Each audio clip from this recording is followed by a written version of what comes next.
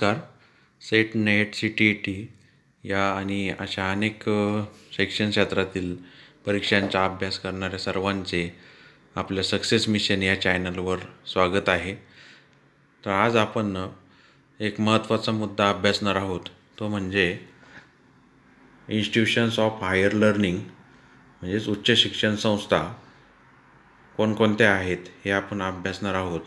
आणि उच्च शिक्षण संस्था या मुद्द्यावर सेट, नेट, CTET आणि इतर शिक्षण क्षेत्रातील सर्वच परीक्षांमध्ये यावर प्रश्न विचारलेले असतात. त्यामुळे हा एक महत्त्वाचा मुद्दा आहे. तर आपल्या सक्सेस मिशन या चॅनलला तुम्ही अजून सबस्क्राईब केलं नसेल तर नक्की करा, म्हणजे असे अनेक व्हिडिओ तुम्हाला लगेचच मिळत जातील आणि त्याचं नोटिफिकेशन मिळत राहील. तर मग चला आपण आता हा व्हिडिओ चालू करूया. आता पहिली जी एजन्सी आहे ती म्हणजे national council for teacher education. तर national council of teacher education ही जी संस्था आहे ही टीचर एज्युकेशनच्या क्षेत्रामध्ये कार्य करते.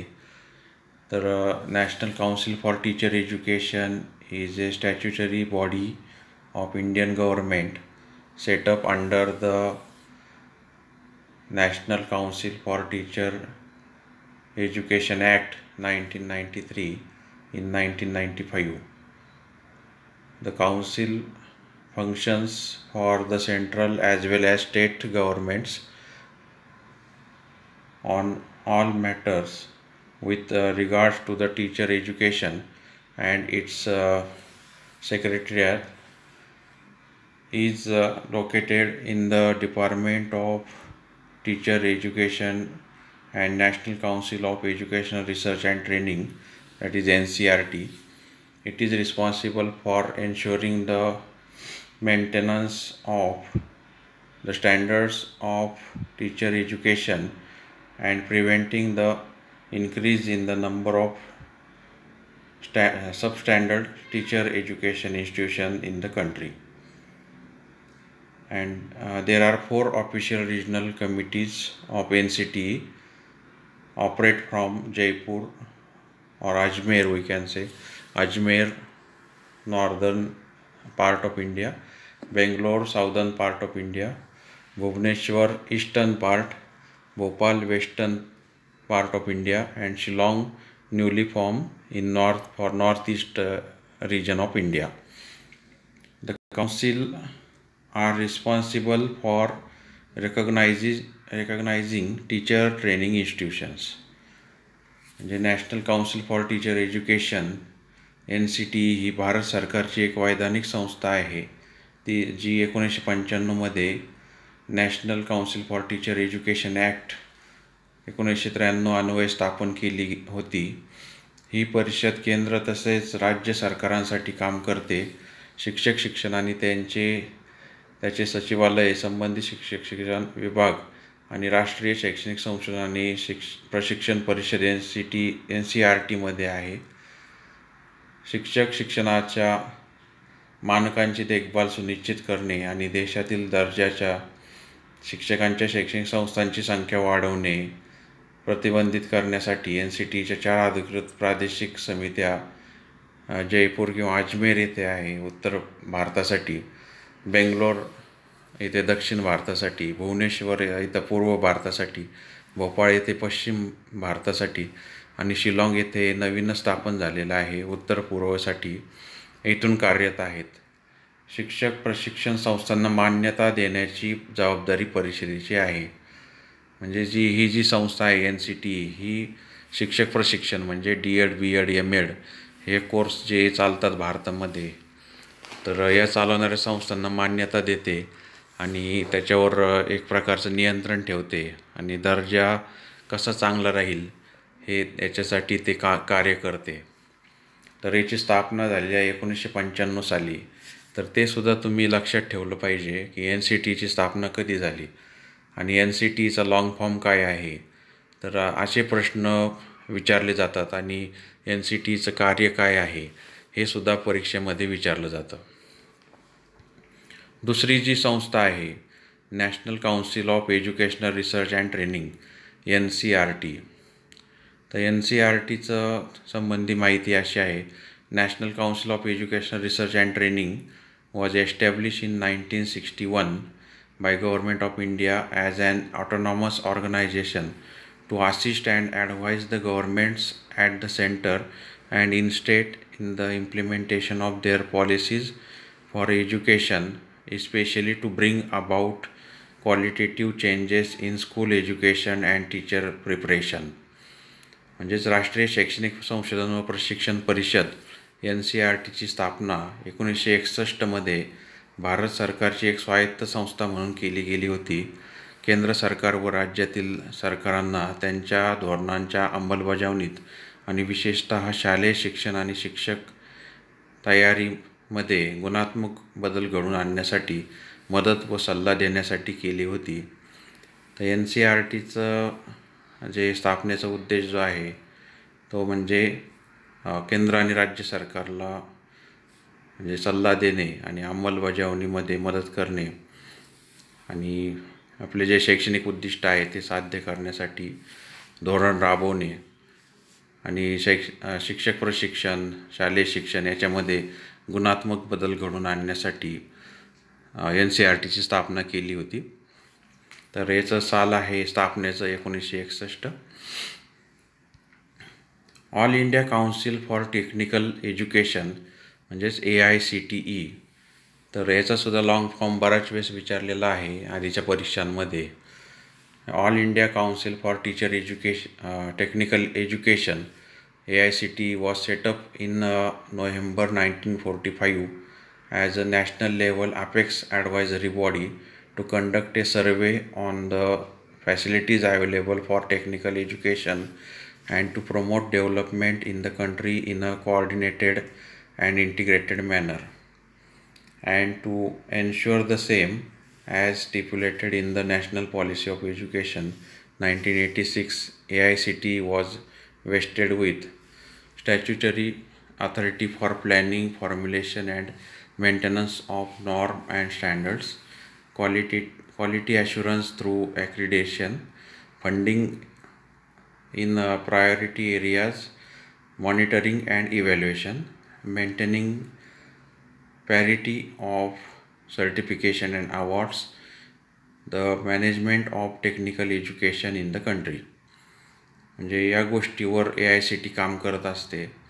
तांत्रिक शिक्षणासाठी उपलब्ध असलेल्या सुविधांवर सर्वेक्षण करण्यासाठी आणि समन्वित व समकालित पद्धतीने देशाच्या विकासाला चालना देण्यासाठी राष्ट्रीय स्तरावरील सर्वोच्च सल्लागार संस्था म्हणून नोव्हेंबर 1, 1945मध्ये ऑल इंडिया टेक्निकल एज्युकेशन म्हणजेच AICTEची स्थापना केली गेली आणि हे सुनिश्चित करण्यासाठी राष्ट्रीय शैक्षणिक धोरणमध्ये नमूद केल्यानुसार AICTEचे काम निहित होते. तर AICTE हे जे आहे ते मुख्यतः टेक्निकल जे कोर्सेस आहेत इंजिनिअरिंग वगैरे, तर इंजिनिअरिंग क्षेत्रातले जे कोर्सेस आहेत पदवी किंवा पदव्युत्तर याच्यावर देखभाल किंवा देखरेख ठेवण्यासाठी व मान्यता देण्यासाठी AICTEची स्थापना केली होती. तर त्याचंसुद्धा हे जे 5 मुद्दे आहेत त्यानुसार ते कार्य करत असतं. नियमावली, नियमन आणि मानके व मानकांची देखभाल करण्यासाठी वैधानिक अधिकार, मान्यता देऊन गुणवत्तेची हमी, प्राधान्यक्रम, देखरेख आणि मूल्यमापनासाठी निधी, प्रमाणपत्र व पुरस्कारांची समता राखणे किंवा पावित्र्य राखणे, देशातील तांत्रिक शिक्षणाचे व्यवस्थापन. तर या मुद्द्यांवर AICTE कार्य करत असते. याच्यावर सुद्धा बऱ्याच वेळेस प्रश्न विचारलेले आहेत. नंतर national institute of educational planning and administration म्हणजे ज्याला NIEPA म्हणजे NIPA असे म्हणतात. तर the national institute of educational planning and administration deemed to be university established by the Ministry of Human Resource Development, Government of India, is a premier organization dealing with capacity building and research in planning and management of education, not only in India but also in South Asia. It was renamed as the National Institute of Educational Planning and Administration NIPA in 1979. म्हणजे भारत सरकारच्या मानव संसाधन विकास मंत्रालयाने स्थापन केलेली राष्ट्रीय शैक्षणिक नियोजन व प्रशासन संस्था NIEPA विद्यापीठ असल्याचे मानले जाते. म्हणजेच डीम्ड युनिव्हर्सिटी ही एक प्रमुख संस्था आहे जे केवळ भारतातच नाही तर दक्षिण आशियामध्ये शिक्षण नियोजन व व्यवस्थापनामध्ये क्षमता वाढवण्या आणि संशोधन काम करते. 1979मध्ये त्याचे राष्ट्रीय शैक्षणिक नियोजन व प्रशासन संस्था असे नामकरण करण्यात आले. म्हणजेच या मार्फत प्रशिक्षणाचं आयोजन केलं जातं आणि प्रशासन कसं असावं म्हणजे प्राचार्यांना आणि जे अधिकारी आहेत त्यांना प्रशिक्षण इथं दिलं जातं. त्यानंतर national assessment and accreditation council NAAC आपण म्हणतो. तर ही NAAC ही संस्था जी आहे ती विद्यापीठ आणि महाविद्यालये यांना त्यांचं मूल्यांकन करून त्यांना ग्रेड देण्याचं कार्य करत असते. म्हणजे A grade, A+ grade, A++ किंवा B ग्रेड असे ग्रेड ते NAAC देत असते. National Assessment and Accreditation Council was established in 1994 as an autonomous institution of the University Grant Commission (UGC) with its headquarters in Bengaluru. The mandate of NAAC as reflected in its vision statement is in making quality assurance an integral part of the functioning of higher education institutions, to arrange the periodic assessment and accreditation of institutions of higher education or units thereof or specific academic programs or projects. म्हणजेच राष्ट्रीय मूल्यांकन आणि मान्यता परिषद म्हणजेच NAACची स्थापना 1994मध्ये विद्यापीठ अनुदान आयोग म्हणजेच UGC ची एक स्वायत्त संस्था म्हणून केली गेली असून तिचे मुख्यालय बेंगळुरू येथे आहे. NAACचे म्हणजे NAACचे उद्दिष्ट गुणवत्ता आश्वासन उच्च शिक्षण संस्थाच्या कामकाजाचा अविभाज्य भाग बनवणे आहे. उच्च शिक्षण संस्था किंवा त्यातील घटक किंवा विशिष्ट शैक्षणिक कार्यक्रम किंवा प्रकल्पांचे नियमित मूल्यांकन आणि मान्यता देण्याची व्यवस्था करणे हे जे आहे ते NAACचं कार्य आहे. म्हणजे उच्च शिक्षण संस्था ज्या आहेत किंवा विद्यापीठं आहेत, कॉलेजेस आहेत, तर यांचं मूल्यांकन करून त्यांचा दर्जा वाढवण्याचा प्रयत्न करणे आणि त्या दृष्टीने त्यांना मार्गदर्शन करणे हे NAACचं मुख्य उद्दिष्ट आहे आणि त्याचं मुख्यालय जे आहे ते बेंगळुरू, कर्नाटक येथे आहे. The Indian council of agriculture research ICAR म्हणजे शेती शिक्षणाशी संबंधित किंवा शेतकी जो संशोधन आहे त्याशी संबंधित ही सर्वोच्च संस्था आहे. The Indian council of agricultural research ICAR is an autonomous organization under the Department of Agriculture Research and Education DARE, Ministry of Agriculture and Farmers Welfare, Government of India, formerly known as Imperial Council of Agriculture Research. It was established on 16 July 1929 as a registered society under the Societies Registration Act 1860 in pursuance of the report of the Royal Commission on Agriculture. The ICAR has its headquarters at New Delhi. The council is the apex body for coordinating, guiding and managing research and education in agriculture, including horticulture, fisheries and animal sciences in the entire country. भारतीय कृषी संशोधन परिषद ICAR ही भारत सरकारच्या कृषी संशोधन व शिक्षण विभाग DARE अंतर्गत कृषी व शेतकरी कल्याण मंत्रालय अंतर्गत एक स्वायत्त संस्था आहे. पूर्वी शेतीविषयक संशोधन इम्पेरियल काउन्सिल म्हणून ओळखल्या जाणाऱ्या कृषी रॉयल कमिशनच्या अहवालाच्या अनुषंगाने सोसायटीज रजिस्ट्रेशन ॲक्ट 1860 अंतर्गत नोंदणीकृत संस्था म्हणून 16 जुलै 1929 रोजी याची स्थापना झाली. ICARचे मुख्यालय नवी दिल्ली येथे आहे.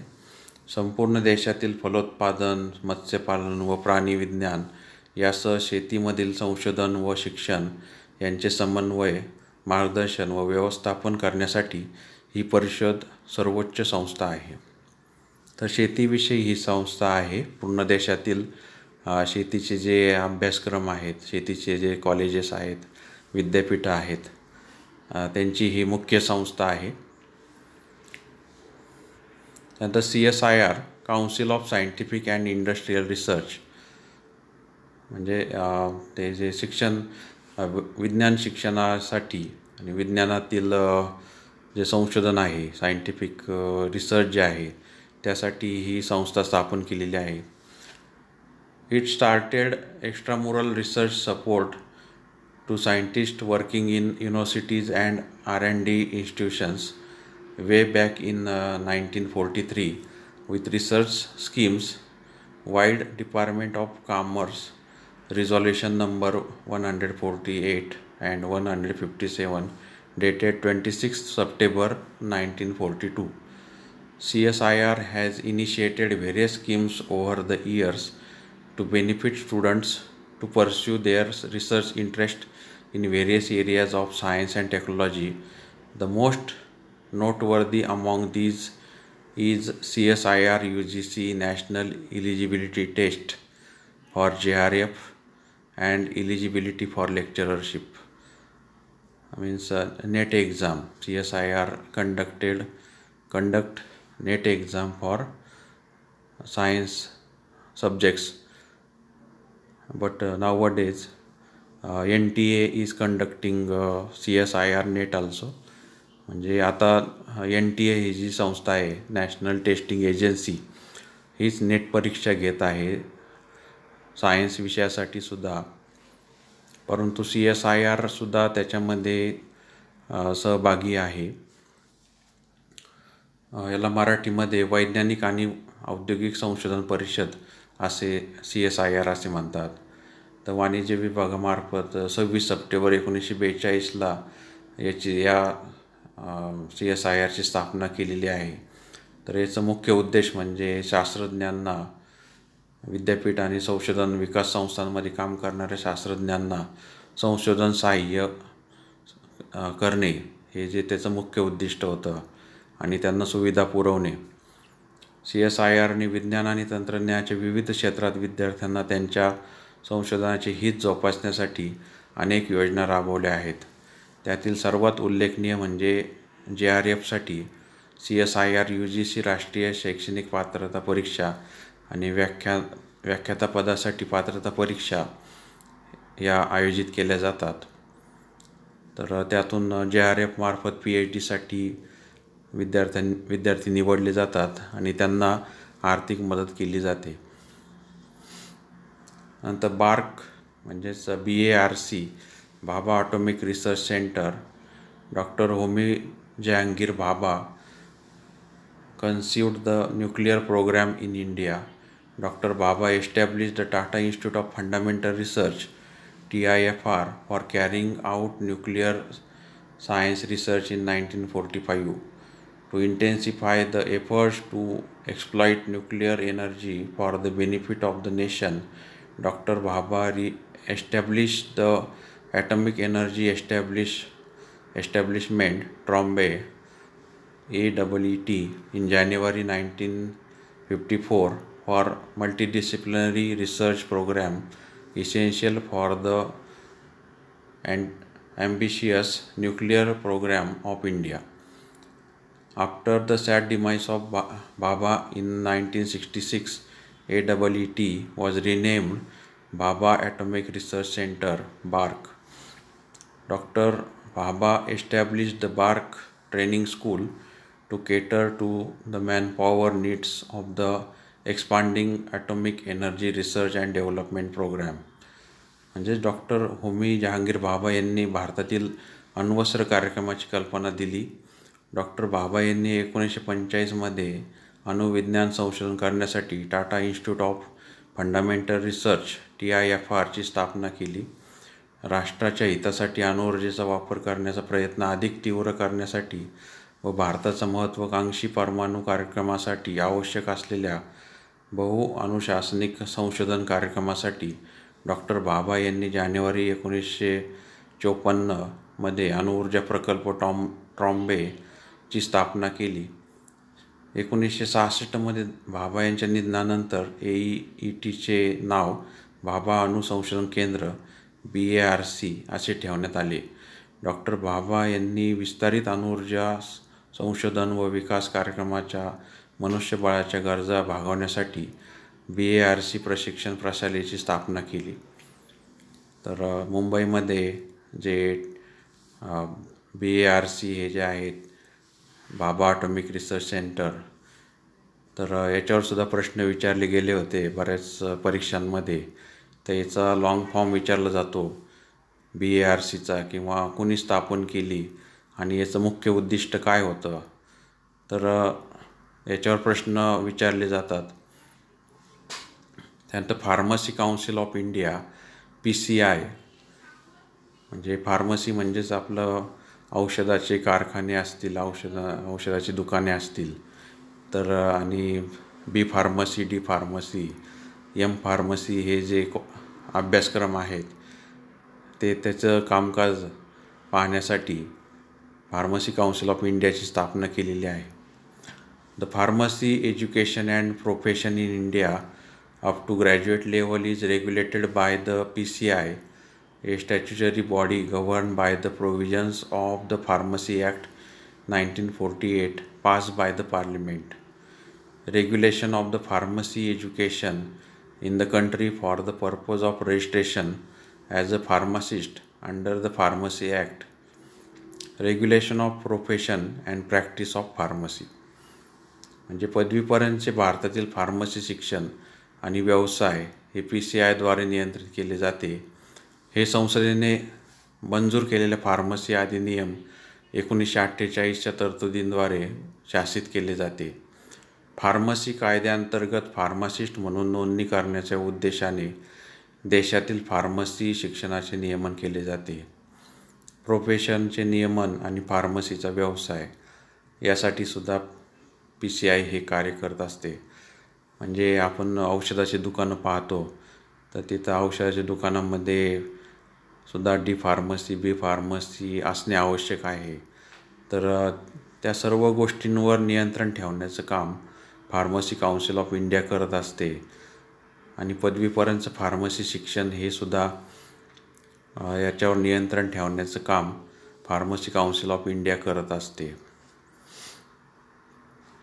तर आजच्या व्हिडिओमध्ये आपण ज्या सर्वोच्च शैक्षणिक संस्था आहे उच्च शिक्षणातील, याची आपण माहिती घेतलेली आहे. तर याच्यावर प्रश्न हमखास येत असतात. तर याचे लॉंग फॉर्म आणि याचं स्थापना, प्रत्येक उच्च शिक्षण संस्थेची स्थापना, त्यांचं कामकाज, त्यांचे कार्य, त्याचे उद्दिष्ट यावर प्रश्न विचारले जातात. तर आजचा जो व्हिडिओ आहे तो तुम्हाला आवडला असेल तर नक्कीच लाईक, शेअर करा. आणि आमच्या चॅनलला जर सबस्क्राईब केलं नसेल तर नक्की सबस्क्राईब करा. धन्यवाद.